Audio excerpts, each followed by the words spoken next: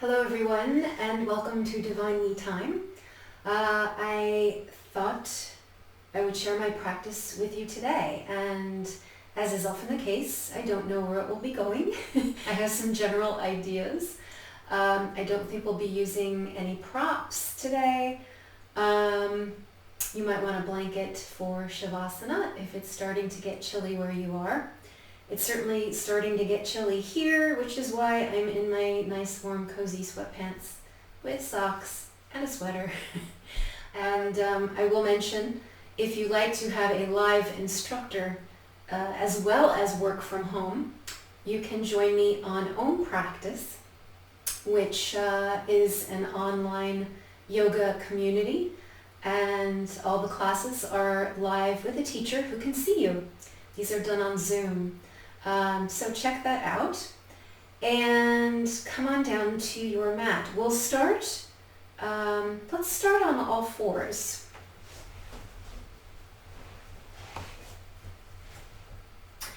So having your knees under your hips, hands under the shoulders or perhaps a little forward of the shoulders, and just notice how you feel in this position today. Check in with your belly and your lower back, which are the areas that tend to sag, and see if you can create a little bit of support through the core. So opening that lower back slightly to the space behind you, and allowing your hands not to push away so much from the floor, like you're kind of forcefully pushing it away. But let the hands soften into the floor, maybe a little space under the knuckles, fingers wide. Turn and spiral the forearms so that the eyes of the elbows look forward. And allow the sternum to drop ever so slightly. We don't want to sink all the way through the arms. Actually, if you want to do that, go ahead and sink all the way through your arms and then push all the way back up so that you're nice and protracted through the shoulders and shoulder blades.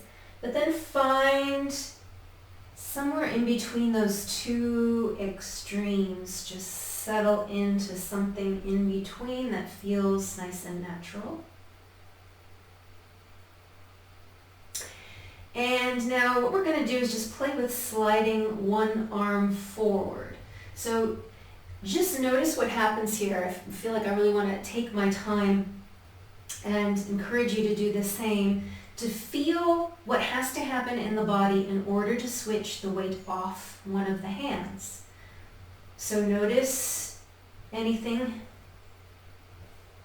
that allows you to sweep that one arm forward. I'm using my left first. And just notice how it opens up that side body into the ribs, and then allow your tail from here to pull back behind you. So a really nice opening all the way from the arm, pinky, up the arm into the underarm area. And I'm feeling this all the way back, even past my lower back into the gluteal area. So just notice that, or whatever you happen to feel, and then slide that arm back.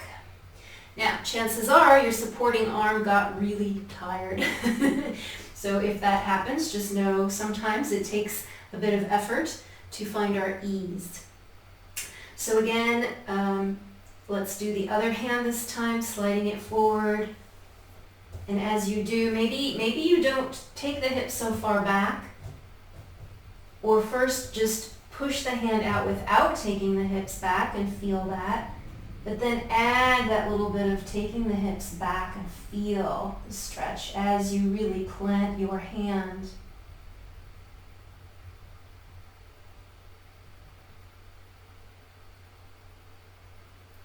And just breathe into the openings that you may feel here.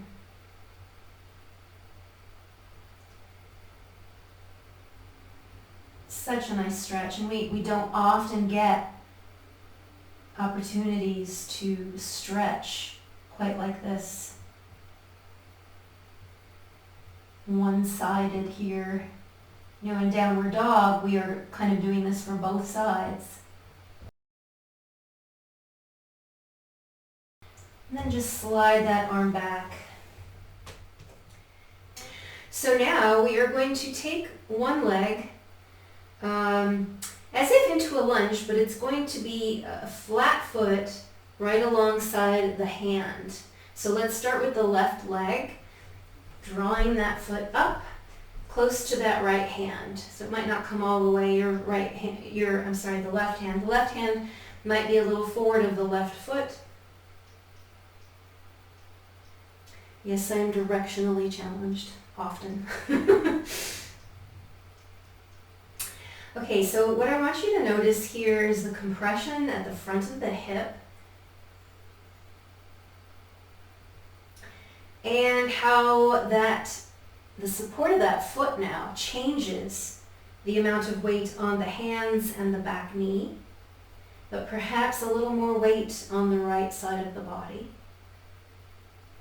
This is a good opportunity to lengthen through the spine by imagining that your tailbone can kind of move towards the floor as that hip of the bent leg, front leg opens out a little bit.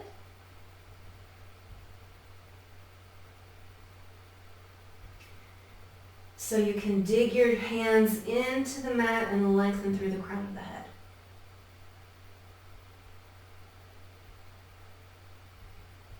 And then by placing and focusing more of the weight on that foot that's standing, so really feel the ground, use that to lift your upper body onto the thigh,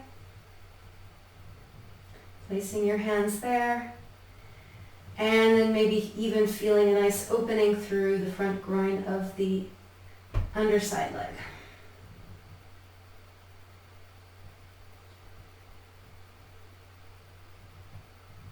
And then coming back down and back to all fours. So now we'll go to the other side. So right foot will come forward and plant around or near the hand.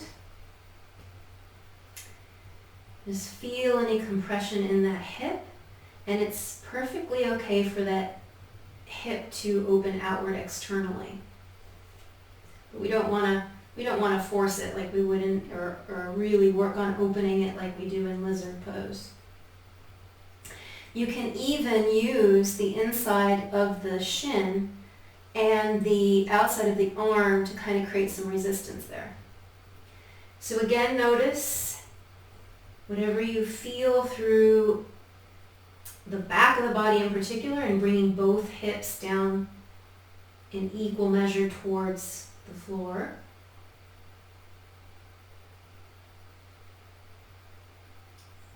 Equal weight on all supporting limbs until we really press in with that foot to allow us to come up to our thighs. And then there's a little, it's not so much a tuck of the pelvis as it is bringing forward the pubic bone to stretch that thigh and front of thigh on the underside leg.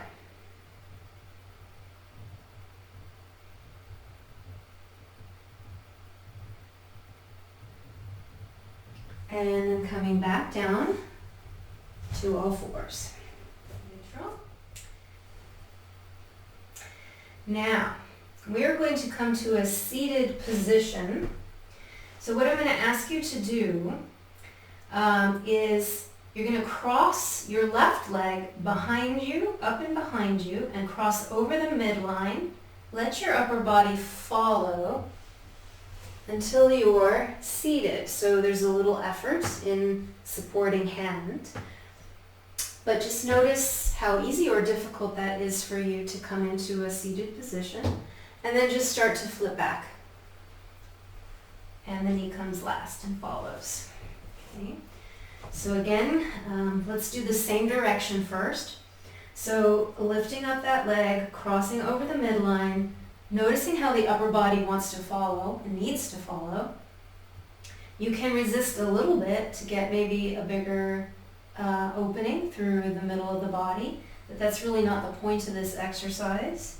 So we just want to be able to follow, and then notice here, like if there feels like there's a lot of effort on this wrist, notice that your whole leg from the knee down to the foot can be of support, as well as the hand as you turn onto your seat. Okay, so we'll come back and now we'll go the other way. So lifting the leg up, crossing over the midline here. This is where you will start to feel the spiral happening. The hip of, I'm going to my right with the left leg, so my left hip starts to open up and behind, shifting weight, using the support of what's on the ground to come to seated. Coming back around. We'll do that again, so crossing over, letting the upper body follow and spiral with the movement. You know, there's a moment where that back foot can grab and also be support as you come. In fact, you might even want to find your toes as opposed to your whole foot. That might give you more leverage. Okay, coming back. Whee! Okay. And now,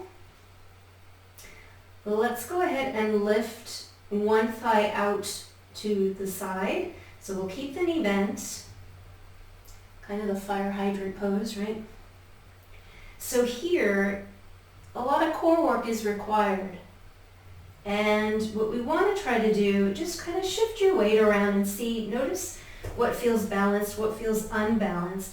Can you find a way to be right over the center of your body, and notice that by really allowing your hands and supporting knee to sink into the ground, that's what makes that leg lighter, right? So just notice that and release. So, you know, this isn't exactly yoga, but it is very helpful to anyone's yoga practice to help find relationships and how things work together in the body, and it will and can improve one's yoga practice, or any movement practice for that matter. So we'll go to the other side now. So this time, let's first find that push of what we know is going to be stay on the ground. So the hands and the knee as we lift the other leg now, floating it up. Now that doesn't mean that the core doesn't have to work and that that outer hip muscle doesn't have to work. It still has to work. And then release that. Sitting back again, let's just rest that neck and head. I'm going to wrap my arms around my body. And I'm just going to rock my forehead from right to left here.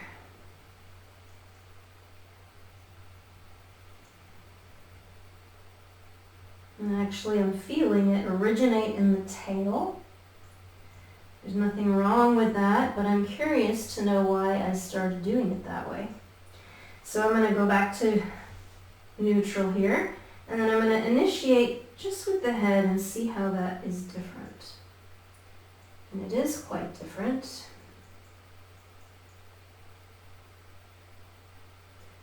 In fact, it feels more like a little U. I'm going up one corner and to the other. It doesn't have to be a U. I suppose I could be making a little O's on my forehead. My nose gets in the way.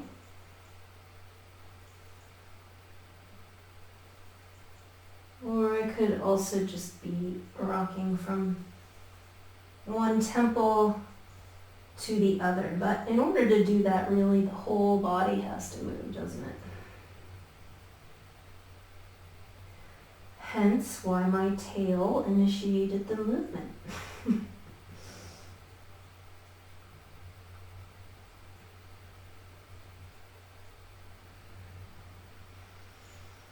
Coming back to center, I think it's time to come to the back. So let's just push ourselves upright with our hands under our shoulders. Take a moment seated in Thunderbolt.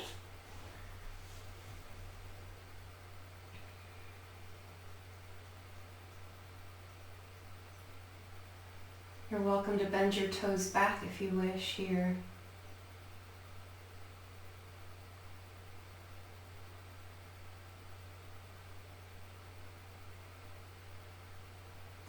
And then swinging the legs forward.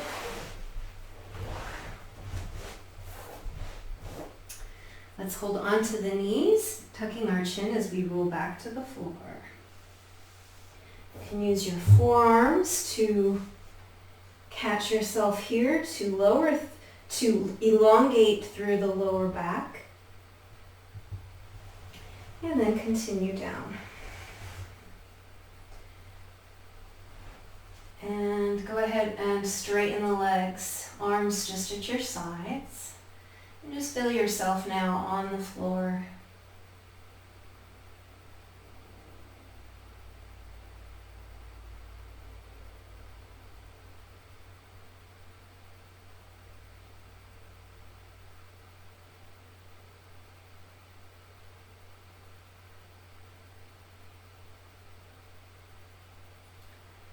So let's play with reaching. So go ahead and take your right arm, just allow it to float up towards the ceiling. But before you reach, I want you to feel your shoulder connect back in to the floor. So relax your hand. See if you can find a way for it to be really light. If it's too far overhead or out to the side, it's going to be heavy. We want it to feel like there's no weight there. You can shake it and feel that shoulder blade really resting into the ground.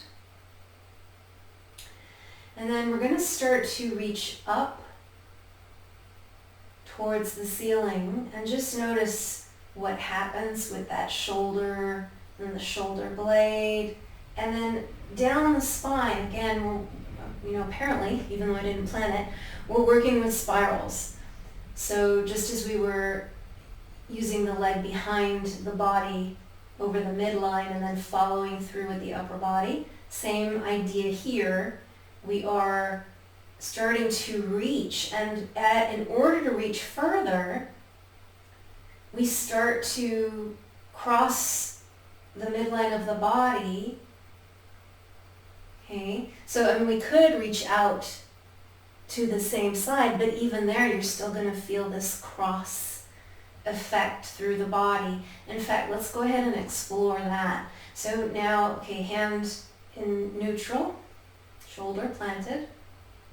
Start first to reach across or up, straight up, and then across the body and feel how the shoulder lifts and what happens in the lower body to counter, and possibly even start to feel a roll to that side of the body, and then release that.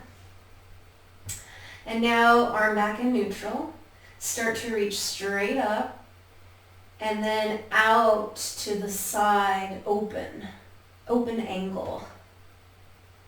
And just notice how the opposite side of the body begins to become a little empty and sink towards the floor, possibly even a little stitching through the waist on the reaching side. And then let go.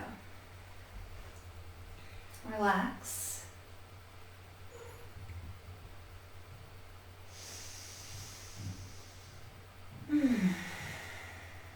Okay, so we're going to go to the other side, raising that arm up. Nice weightless arm, well connected back into the shoulder joint and into the blade. Feeling that whole surface of the shoulder blade resting against the floor. Begin reaching straight up and feel the shoulder joint reaching forward and then the shoulder blade lifting off And then how everything starts to turn towards the center of the body as you reach even further and further, and maybe even starting to roll to that side. And release. Back to neutral. Arm resting centrally. And now we'll go the other way. So reaching straight up. Feeling the shoulder and then the shoulder blades start to leave, but as you reach out in an open angle, feel what's happening, a tightening on the distant side. Or, now this is interesting, on the other side, I felt empty on the distant side. So I guess it really depends on how I'm moving and how you're moving, what you're going to feel. So it can be done in either way, that either the distant side kind of drops out and becomes empty, and the short side is the reaching side, and it shortens and tightens through the middle. Or, let's see if I can go back to the way that it happened automatically on this side, which was to reach, open, and then tighten on this side. So that's an interesting difference, and I wonder why my body has trained itself on one side differently than the other. Very interesting. So when you're finished with that exploration, just come back to neutral.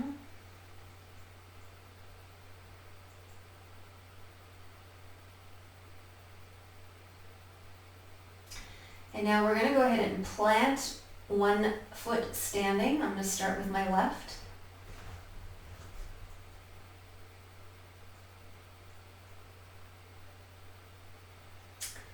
I'm going to grab a hold of my ankle with my left hand. So I might need to walk my foot a little closer to my body. And I don't want to pick myself up to do it. Okay, so try to stay on the floor and shorten your waist along the side to reach for the foot. Let me go ahead and do that on the left side so you can see what I'm doing. So instead of picking up my body to reach for the leg, I am dragging my body, shortening my waist, and grabbing hold that way. Okay, so I'm going to go ahead and do my right side first. So from here, just grab hold of that. If you need a belt, though I don't know that you would, but you might, you can always loop it around the ankle and hold on some way there. Okay. So just feel the lengthening of the other side of the body. Whether you're doing the right or left doesn't really matter. Just feel that long side. Taking the arm of the long side up to the corner. And we're going to take 5 deep breaths here at your own pace.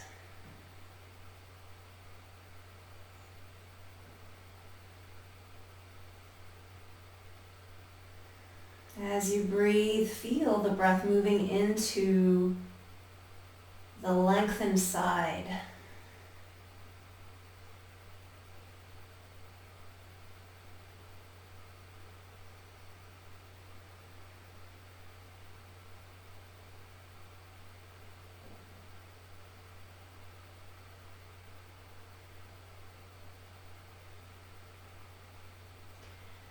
Once you've taken your 5th breath, I want you to start to lift the hip on the short side.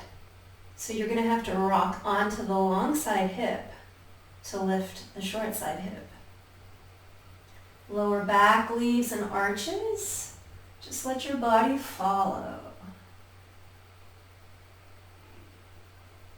And then rock back. Let's repeat that a couple of times. So just lifting into that long leg hip, kind of arching the spine. The tailbone is or I should say the pubic bone is kind of reaching into the space ahead of the pelvis. The toes are well planted in the bent leg. And release. Ooh, that felt good. Okay, let's lengthen that leg and just notice any difference between the right and left sides of the body.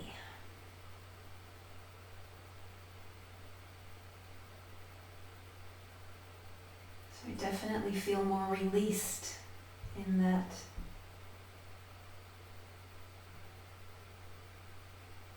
bent leg side.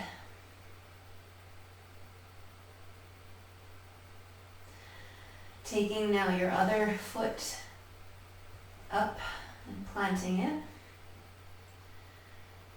Don't pick up, but drag your upper body so that you can reach hold of the ankle.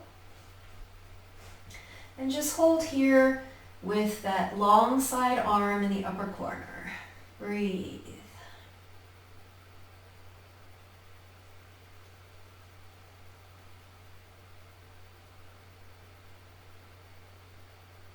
I'm really loving how this is opening that whole area of the colon.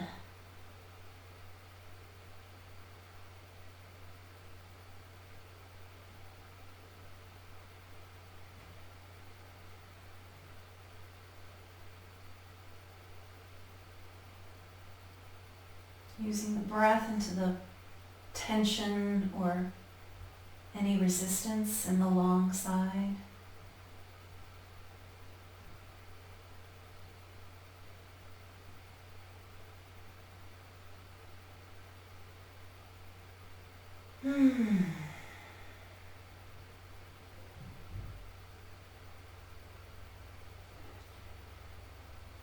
And then when you're ready, starting to pick up that bent leg hip to roll onto the long side hip, letting the back arch, but letting the head be heavy, or perhaps rolling towards the long side arm. Holding and release, and we'll rock again. When you're ready, lifting that hip, pubic bone reaching away, back arching, breathing into this position to stretch the body from the inside. And release. Everything back. You can lower your leg and just check in right to left.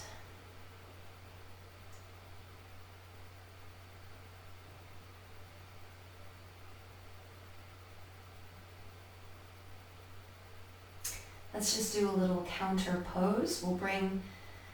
Go ahead and plant one heel into the ground to drag one knee up to the body. Hold on.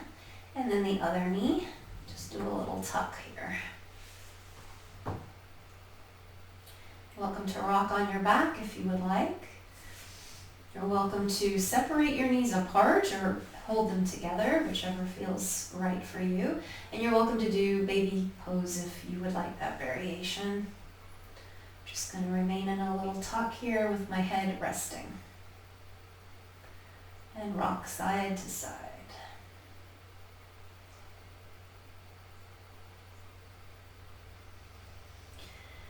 And I'm going to rock and then rest on one half of my body, not all the way to the side of my body, but just feeling that one side back of pelvis, resting there and on that shoulder blade on one side.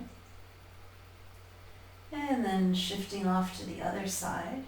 So I just feel my weight on half of the pelvis and shoulder blade and head.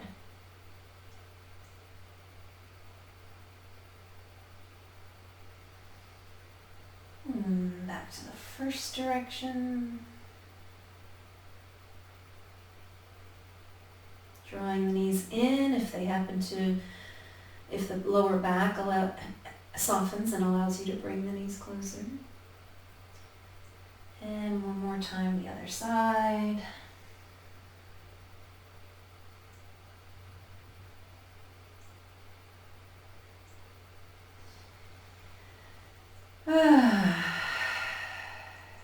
Very nice.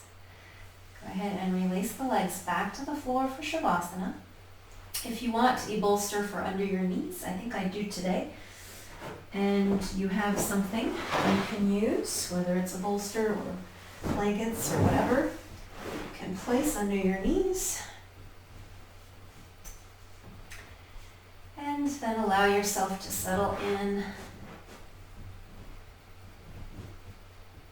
for some stillness.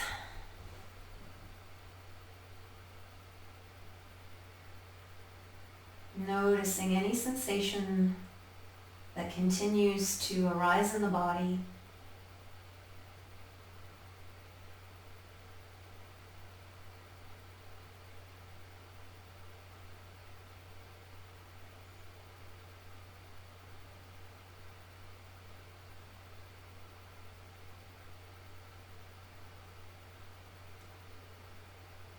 Noticing the rise and fall of the belly with the breath. Softening the jaw and the muscles around the eyes and ears.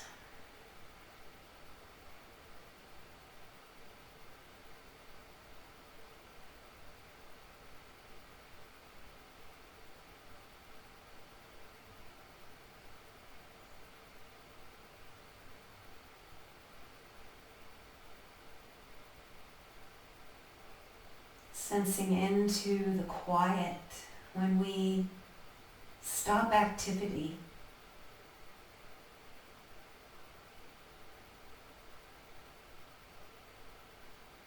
That doesn't mean that sounds aren't present in your environment, but maybe you hear them for the first time because your attention is not being pulled elsewhere.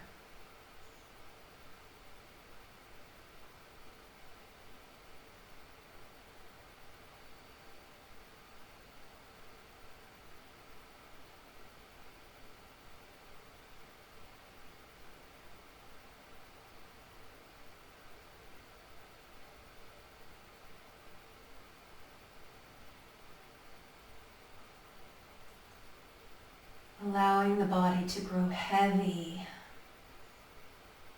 with total trust of the floor and any supports you have.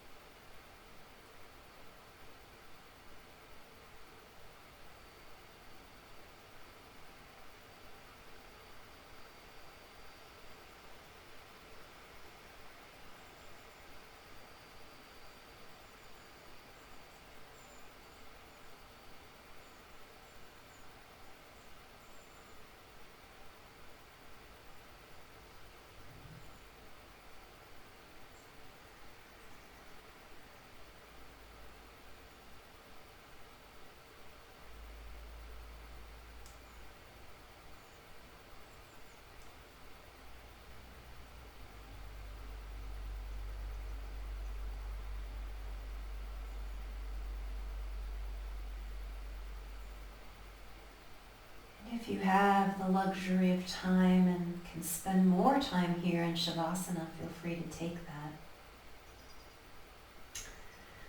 Otherwise, you can bring your feet to stand on any prop you have, just to push it out of your way. Let's take a long body stretch, wrapping all the muscles around the bones as we reach. And softening back towards the center of the core, coming on to one side.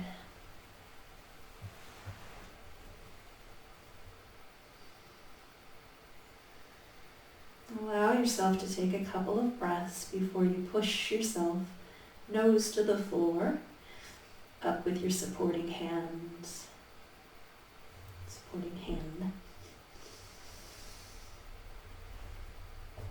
Eventually it becomes both hands. And let's just close in a seated posture, whichever is most comfortable for you. Hands to the heart. Breathing in.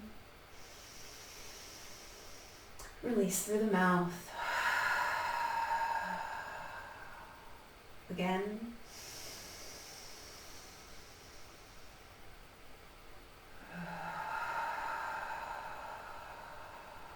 Last time.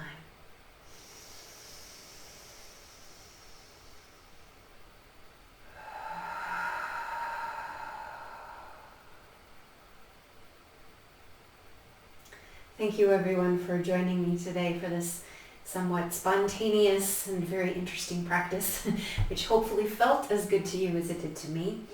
This is Beth at Divine Me Time. Please be sure to check out my website. Thanks again. May you be happy, healthy, and fulfilled. Take care, everyone. See you soon.